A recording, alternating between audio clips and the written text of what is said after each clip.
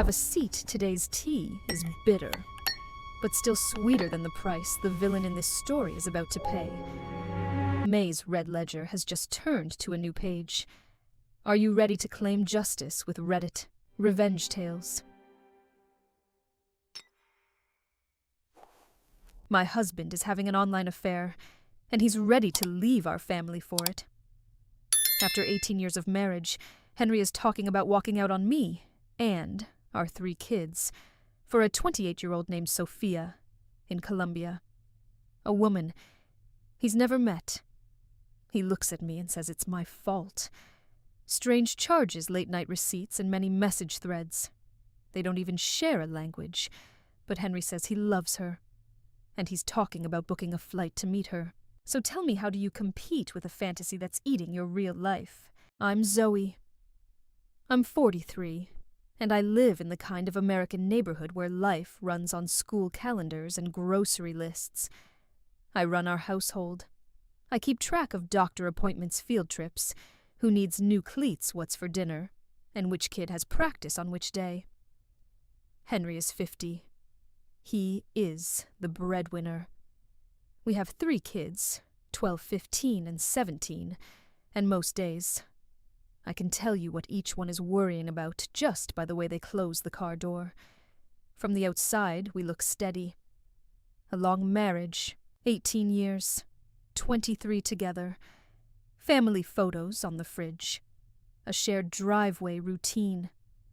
We have been through deaths in the family, and we have been through our youngest cancer years ago, and the relief of hearing he beat it. Henry and I used to say we were a team, and I believed it. That's why this hits like a betrayal on top of a betrayal, because this was not supposed to be our story. And if I'm honest, the crack started long before Sophia's name ever showed up. That word cancer does something to a house. Even after the doctors say you are in the clear, your body does not just relax. I learned to listen for sounds. A cough in the hallway. A bathroom door closing too fast. The quiet that feels wrong. I became the person who checks the medicine cabinet, who keeps a mental list of symptoms, who knows exactly where the insurance cards are without looking. Henry went back to work. I kept the home running, and I told myself I was being strong, but strength has a cost. Over time, my nervous system stayed tight. I slept light.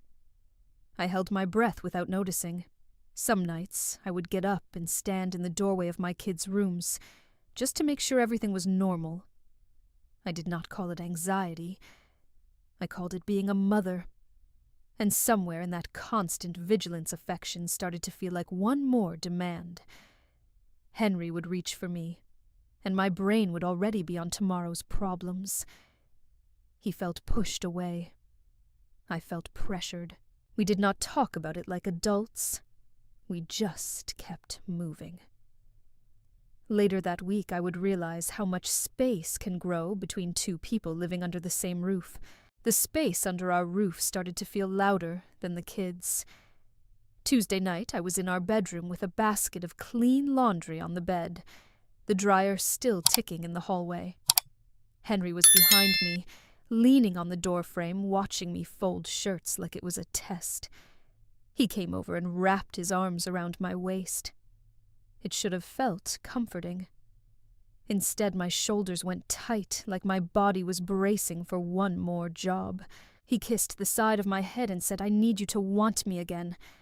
I need you to touch me like you mean it." I tried to keep my voice calm. I told him, "I do want you. I am just tired. I feel like I never shut off." He pulled back like I had slapped him. His jaw flexed. He said, "You always have an excuse. You have time for everything except me." I stepped away to keep folding, because that is what I do when I feel cornered. He reached for my hand again, firmer this time, and I slipped my fingers out of his like I was escaping a trap. The silence after that was sharp. Then his phone buzzed from the nightstand, and he moved too fast. After that night in the bedroom, I started noticing the phone because it was always between us. The next morning I was wiping the counter, and Henry walked in, already holding it, thumb-moving eyes fixed like he was trying to stay somewhere else. When he saw me looking, he flipped it face down. Not casual, not absent-minded. It was quick, deliberate. I asked, "Is something going on at work?" He kept his eyes on the floor and said, "It's fine," in a voice that didn't invite a second question. Over the next few days, it became part of every tiny moment. Taking out the trash, the phone went with him. Showering, it stayed within arm's reach. If one of the kids asked to borrow it for a quick search, Henry said no before they finished the sentence. "Use your own," he told them, and the way he said it made me feel like we were all asking for something we didn't deserve. One night, I woke up thirsty and walked into the hallway.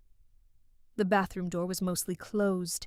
I heard the faucet running low and steady. When I pushed the door open, Henry, startled, tucked the phone close to his body and said, "Why are you coming in here?" I wasn't coming in there. I was living in my house. And I walked back to bed knowing he was hiding a name. That hidden name made me notice everything else. Thursday evening. I was at the table, sorting mail while the dishwasher ran, and the kids argued softly over homework in the next room. My phone flashed a bank alert from our shared account. It was a small charge, with a vague company name I didn't recognize. I told myself it was a subscription. Something work-related, something boring. 2 days later there was another one, then another. Each one was just big enough to feel chosen. I didn't want to blow up. I asked Henry the way you ask about a utility bill. "Do you know what these are?" He barely glanced up and said, "It's probably something you clicked. Those sites do weird stuff." He said it too easily, like he had rehearsed the line. That night in bed, he reached for me with a kind of insistence that didn't feel like affection. When I pulled back, he exhaled hard and rolled away. A moment later, his hand moved across the nightstand fast to silence whatever had come through. He didn't even look first. I stared at the ceiling and realized he was responding to someone on instinct. The buzz from his phone was still in my ears the next day, like a warning I couldn't shut off. Another night, I was in our upstairs bathroom standing at the sink after midnight, rinsing out a coffee mug I had brought up without thinking. The house was quiet, except for the air vent clicking on and off. Henry was in the shower behind the curtain water, steady his phone on the counter a few inches from my hand. The screen lit up. One bright flash. A name and a heart. Sophia. For a second, I couldn't move, like my brain was trying to decide if it was real. Then Henry yanked the curtain open just enough to see me eyes sharp. He stepped out dripping, reached across my body and snatched the phone so fast it knocked the mug against the faucet. The ceramic clinked loud in the silence. "What are you doing?" he said. Not confused, accusing. I stared at him and said the truth. I was washing a cup in my own bathroom. He held the phone to his chest like it was a secret I didn't deserve. "Do not start this," he said, and walked past me, locking the screen as he went. I did not sleep much after that, because now I had a name. Sophia's name stayed in my head all day, like a taste I could not wash out. Saturday morning, I was in our kitchen alone, the coffee maker hissing lunchboxes open on the counter, while the kids were still upstairs. I opened our bank app, with one thumb telling myself I was being dramatic, telling myself there would be an easy explanation. There wasn't. The charges were bigger now, not a random $5. Not something you shrug off, the kind of amounts that make you sit down without meaning to. My hand actually shook as I scrolled, because every line felt like a small decision he made without me. I refreshed the page twice, like it might change if I looked again. It did not. Henry walked in, saw my face, and asked, "What is it?" I turned the screen away on instinct, then hated myself for it. I said nothing. "Just bills." He nodded. Too fast, grabbed his phone from the counter, and walked back out like he had somewhere urgent to be in his own house. I took a few screenshots, locked my phone closed the lunch boxes, and wondered how long he thought I would stay quiet. Those screenshots burned in my pocket all day, even when I smiled at my kids. The next evening I asked Henry to go out with me. Nothing fancy. Just a simple dinner, the kind of thing people do when they want to remember they still like each other. We sat in a booth at a local place, the menu sticky at the edges, the clatter of plates and low talk around us. It should have felt normal. It didn't.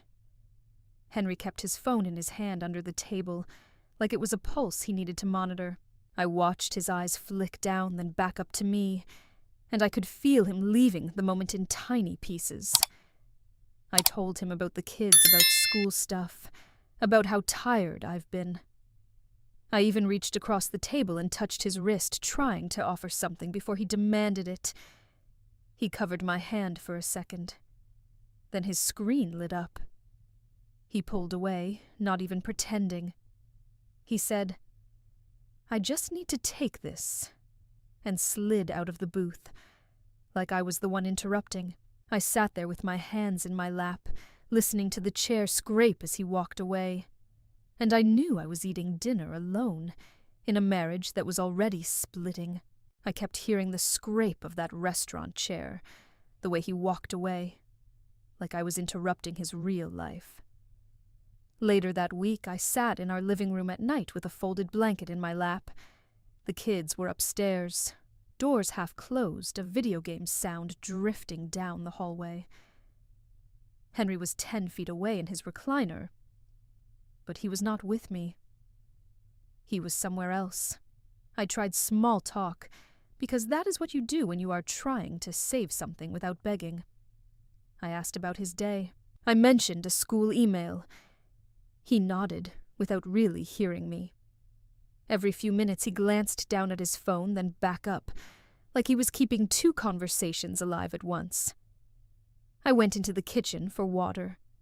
The ice maker cracked loud in the quiet. From the hallway, I heard Henry's voice, low and careful, like he didn't want the sound to carry. "Miss you," he said. Then he noticed me and cut off mid-breath. I stood there with my glass in my hand, cold water running over ice. And I understood I was done acting like this was normal. The next time I saw proof, I wouldn't talk myself out of it. I told myself I would not snoop.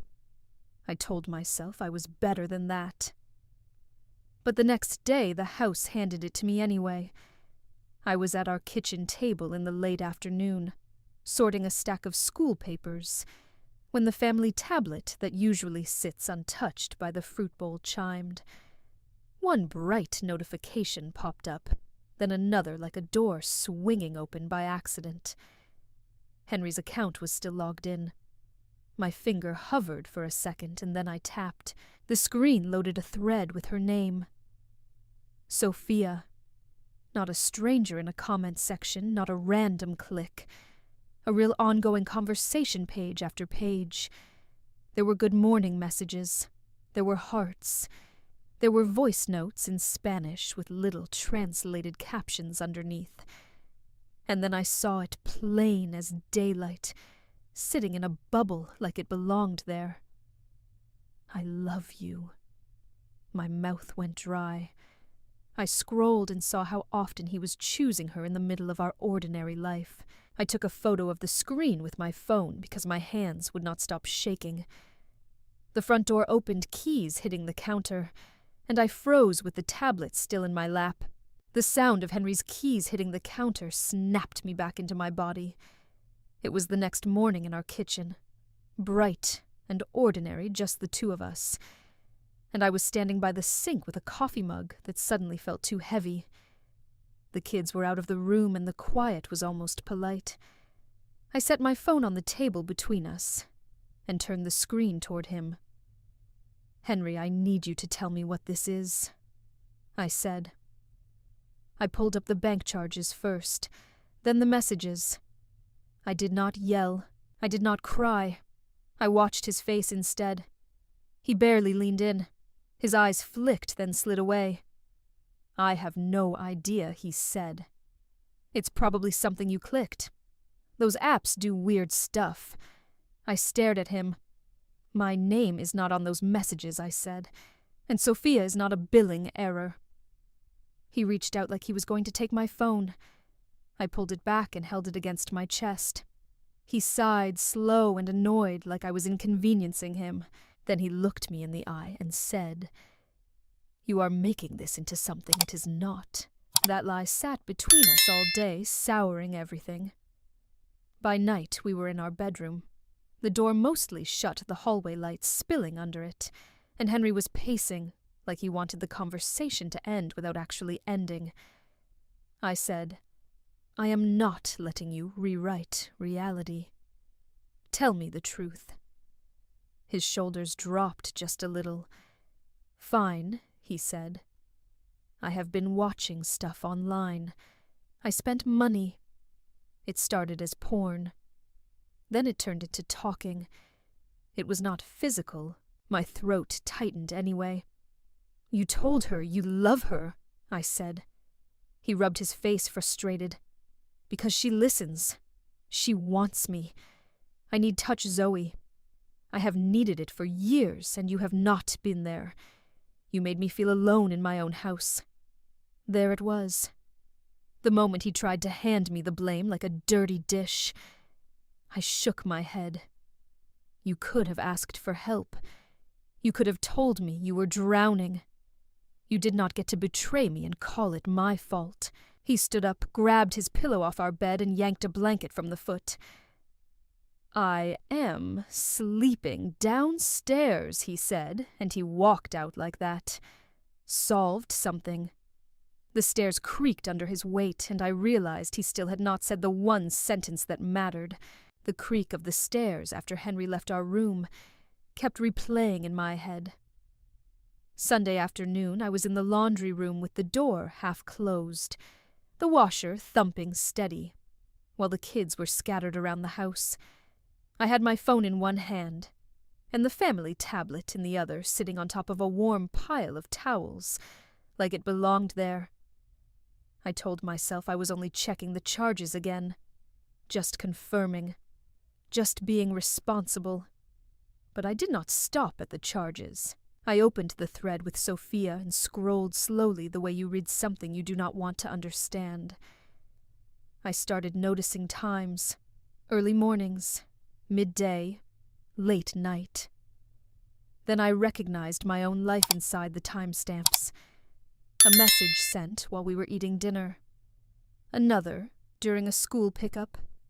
One during an appointment I had been bracing for all week. I did not need a map. I live here.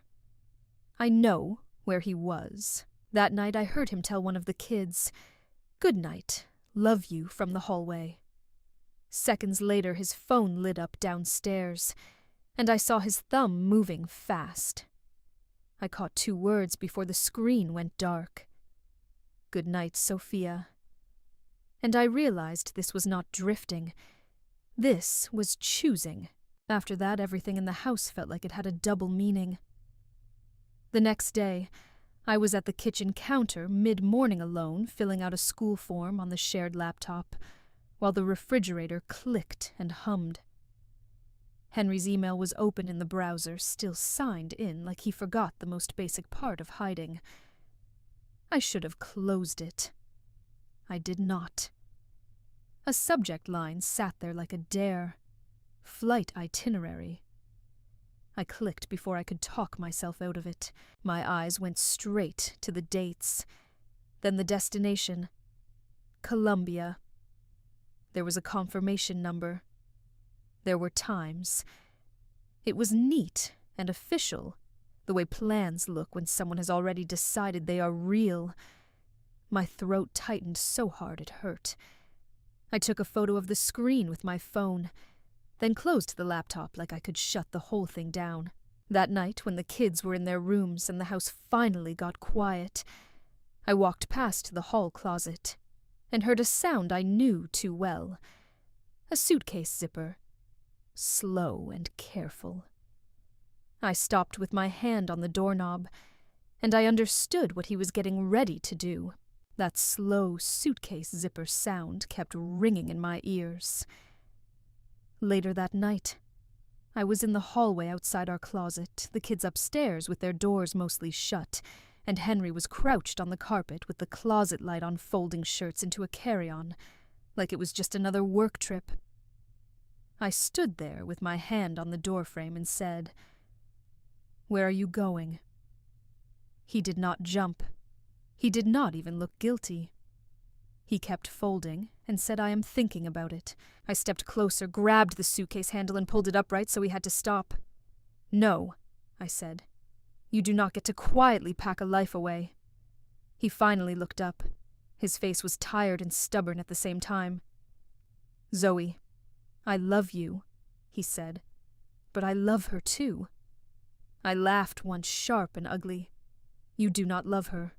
You do not even speak the same language." He swallowed like he hated hearing the truth.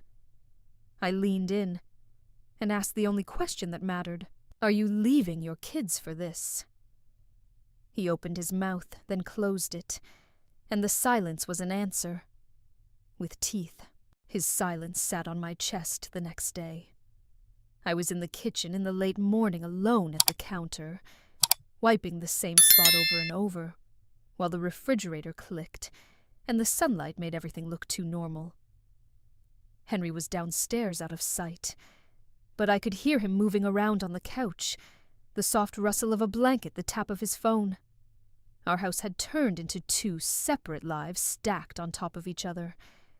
I did what I always do when I am scared. I moved into action. I called someone I trust and said, "I need you to just listen. I am not okay." I pulled our important papers into one folder and slid it to the back of a drawer where the kids would not find it. I checked our account again and set the alerts tighter so nothing could slip by quietly. Then I transferred enough money into my own account to cover groceries and gas, not revenge, just reality. When the kids came home, I kept dinner simple and my voice steady. I laughed at the right moments and let them talk about their day.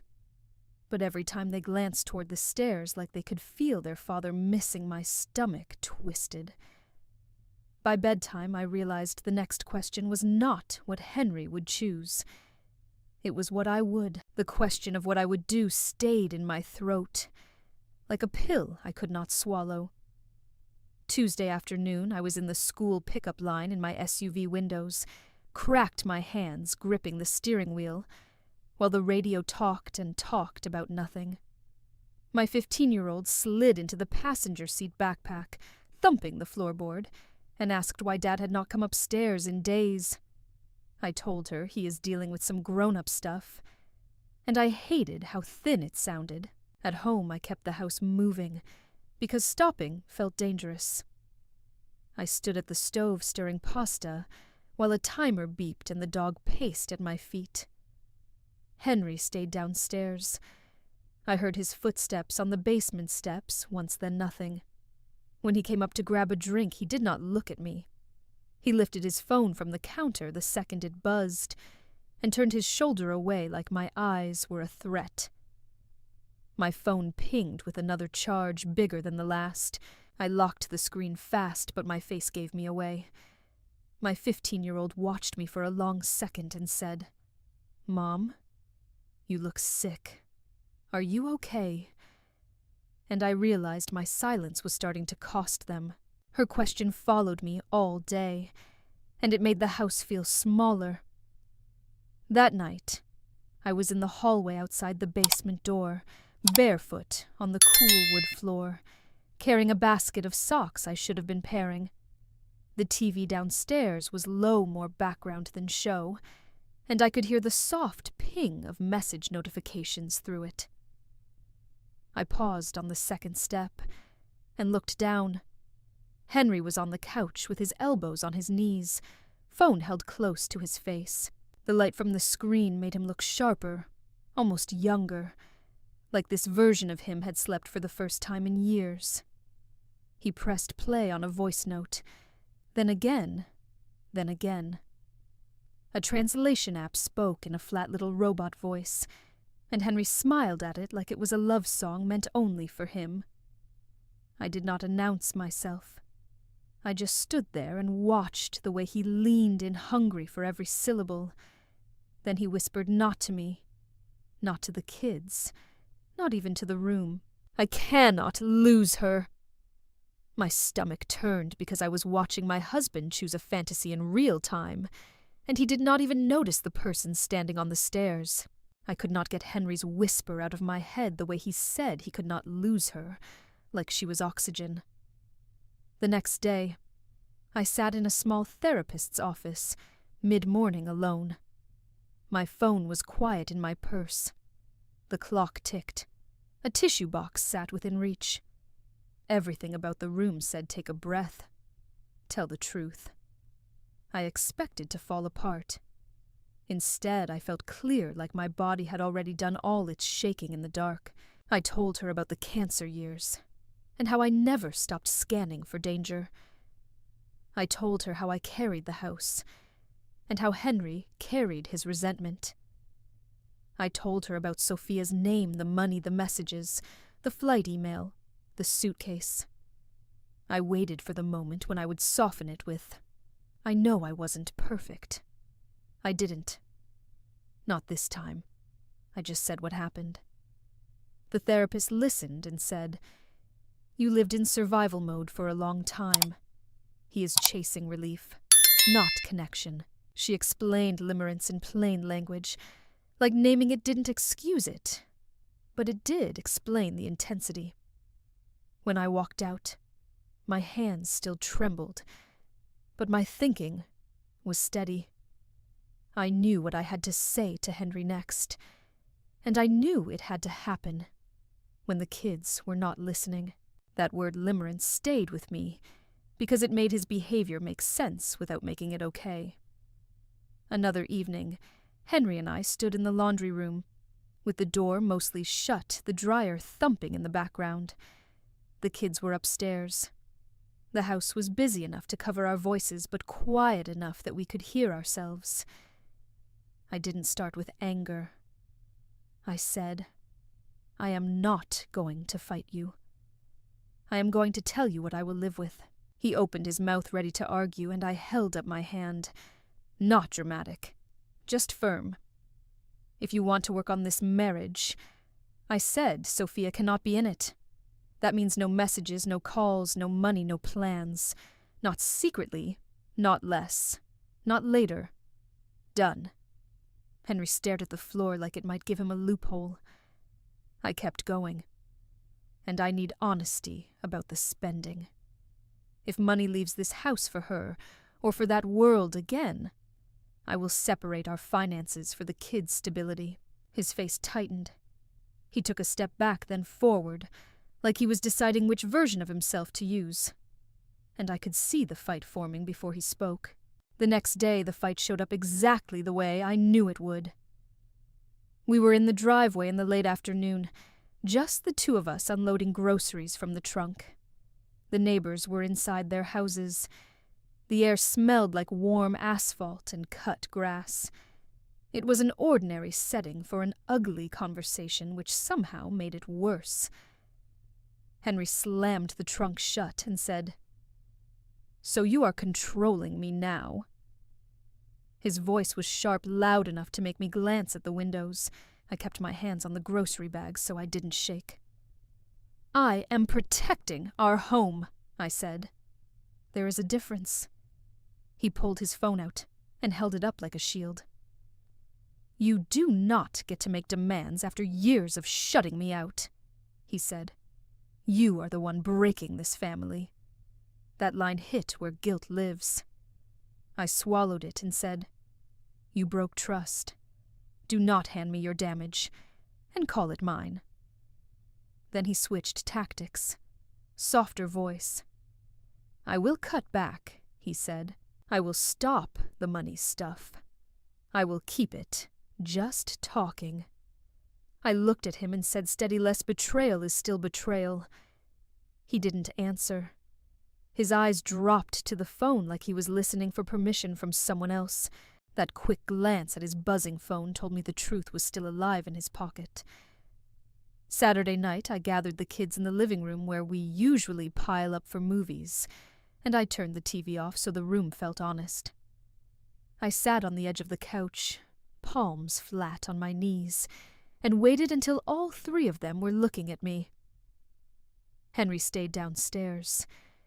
I could hear the faint thump of a footstep on the basement stairs, and then nothing. I said, "Your dad and I are dealing with adult problems. You did not cause it, and you cannot fix it." My 12-year-old blinked hard and scooted closer. My 15-year-old folded her arms like she was trying to hold herself together. The 17-year-old watched my face like he was searching for the part I was not saying. I kept my voice steady. "You are safe. Your routines stay the same. School stays the same. I will tell you what you need to know, and I will not put you in the middle." The 17-year-old leaned forward, elbows on his knees, and asked clear as a bell, "Mom, is Dad leaving us?" My son's question. His dad leaving us did not leave the room when the kids went upstairs. Saturday night. I stood at the bottom of the stairs and listened to their doors close one by one. The house settled into that late-night quiet where every sound feels too clear. Henry stayed downstairs.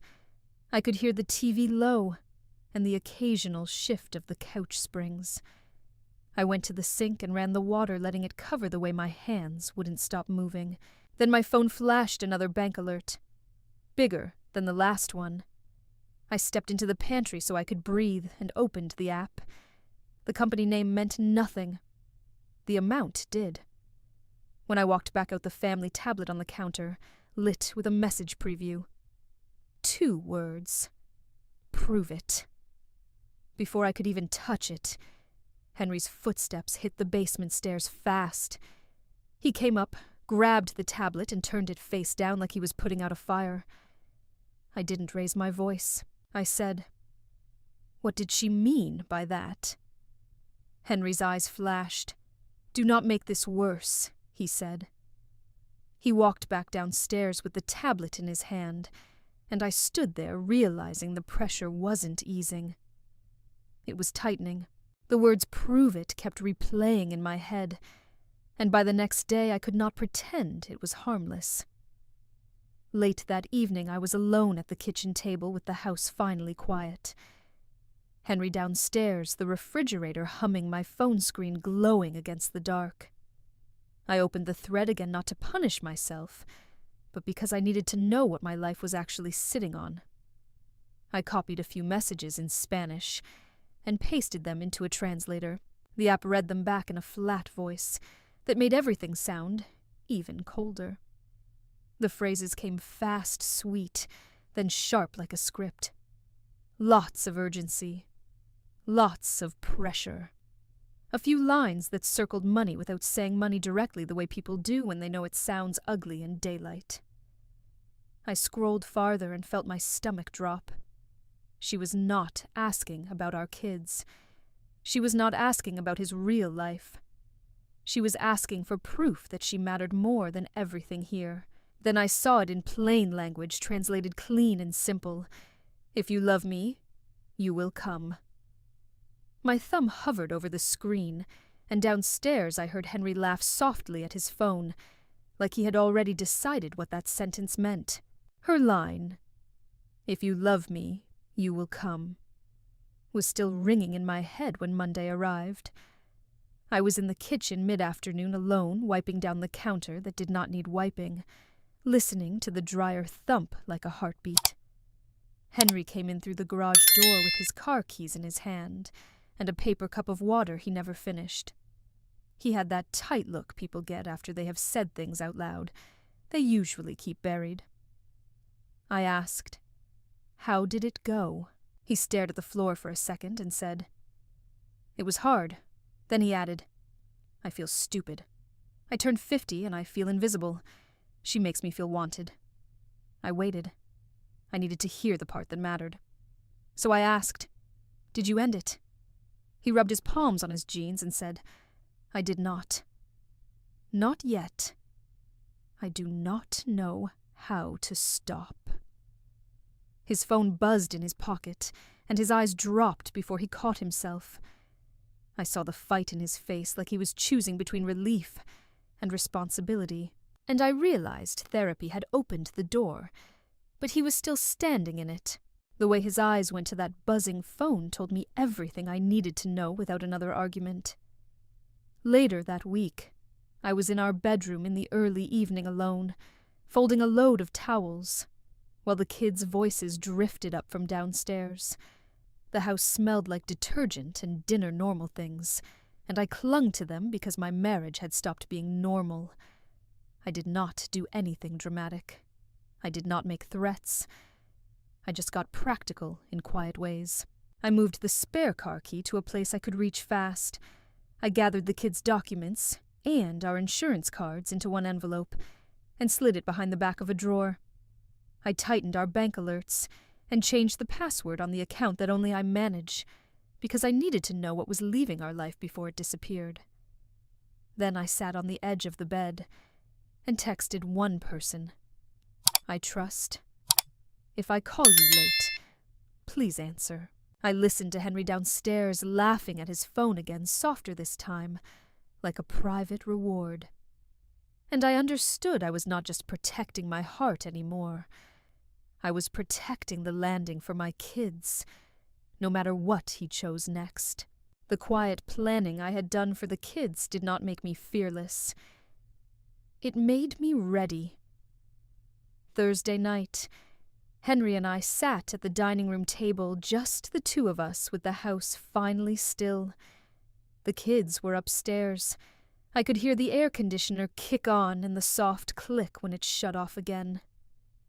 His suitcase leaned against the wall near the hallway, like it belonged there.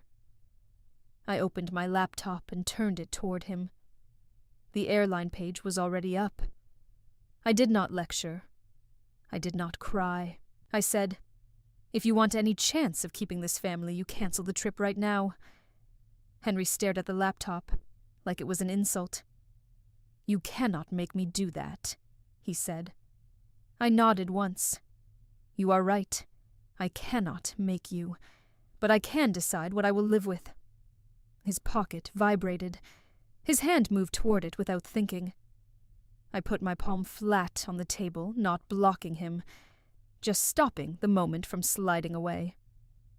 "Not tonight," I said. "Not while you are choosing." He sat down. His hand found the mouse. His finger hovered over cancel. For a second, everything in the house felt suspended, like even the air was waiting. And then he stopped breathing. That pause over the cancel button was the longest second of my life. Henry finally clicked. The page refreshed, and a neat confirmation appeared, clean and simple, like the internet could tidy up the mess it helped create. My knees softened for a moment. I thought, maybe this is him coming back. Then he stood up too fast and walked away with his phone in his hand. "I just need a minute," he said, already moving toward the basement. I followed to the hallway and kept my voice low because the kids were asleep. Downstairs, the TV was on quiet, more light than sound.